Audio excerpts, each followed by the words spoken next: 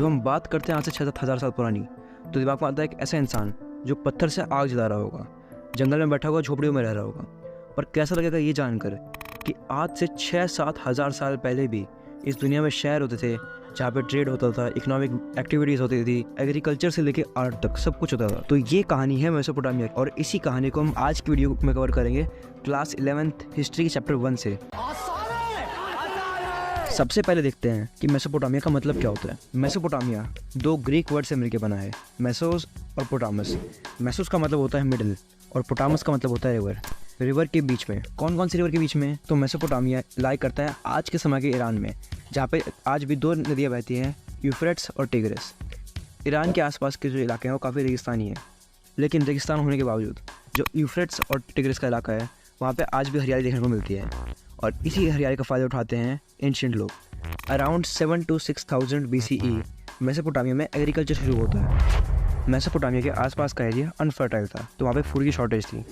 जैसे हमने पढ़ा मेसोपोटामिया एग्रीकल्चर बेस्ड था, उसने अपना प्रोडक्शन एक्सपोर्ट करना शुरू किया और यहीं से आता है मेसोपोटामिया में अर्बनाइजेशन।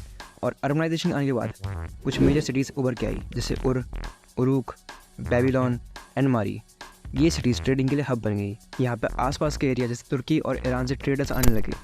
ट्रेडर्स अपने साथ कॉपर, टिन, सिल्वर, गोल्ड जैसी चीज़ें लेके आते थे ट्रेड करने के लिए, जिसके बदले मेसोपोटामिया से वो एग्रीकल्चर प्रोड्यूस और टेक्सटाइल लेके जाते थे। और यहीं से जन्म हुआ राइटिंग का, जहाँ पे ट्रेड का ट्रांजैक्शन रिकॉर्ड करने के लिए मेसोपोटामिया में लोग टैबलेट्स का यूज़ करने लग गए।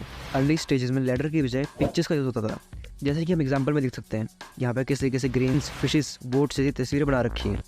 और फर्स्ट स्टेजेस ऑफ राइटिंग में आया क्यूनिफॉर्म। क्यूनिफॉर्म दो लैटिन से बना है, पहला है क्यूनिनस और दूसरा है फॉर्मा। क्यूनिनस का मतलब होता है वेज और फॉर्मा का मतलब होता है शेप। वेज को आप कह सकते हैं कि इसमें इंग्रेविंग की जाती थी, क्ले की मिनी टैबलेट्स पर टूल्स का यूज़ करके पिक्चर्स बनाई जाती थी। 2600 BCE के अराउंड मेसोपोटामिया में इंट्रोडक्शन हुआ लैंग्वेजेस का। मेसोपोटामिया में पहली लैंग्वेज थी सुमेरियन। सुमेरियन लैंग्वेजेस के आने के बाद अब कई नई चीज़ें निकल के आई, जैसे कि dictionaries, legal validity of land, यानी लैंड की ओनरशिप का रिकॉर्ड रखना शुरू हो गया। और जो किंग के थ्रू दिए गए ऑर्डर्स थे वो भी टैबलेट फॉर्म में आने लगे।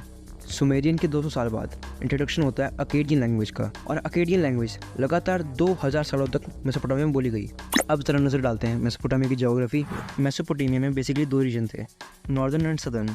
साउदर्न रीजन में कुछ मेन शहर आते हैं, जैसे बेबीलोन, उर और उरुक। साउदर्न रीजन में 2000 BCE के बाद से बेबीलोन का डोमिनेंस बढ़ जाता है। जलवा है हमारा। उसके बाद पूरे साउदर्न रीजन को बेबीलोनिया नाम से जाना जाता है। अब आते हैं नॉर्थ में। नॉर्थ में असीरियन ट्राइब का काफ़ी दबदबा रहता है, इसलिए नॉर्थ को असीरिया के नाम से जाना जाता है। साउदर्न मेसोपोटामिया यानी बेबीलोनिया में एग्रीकल्चर का डोमिनेंस बहुत ज़्यादा होता है,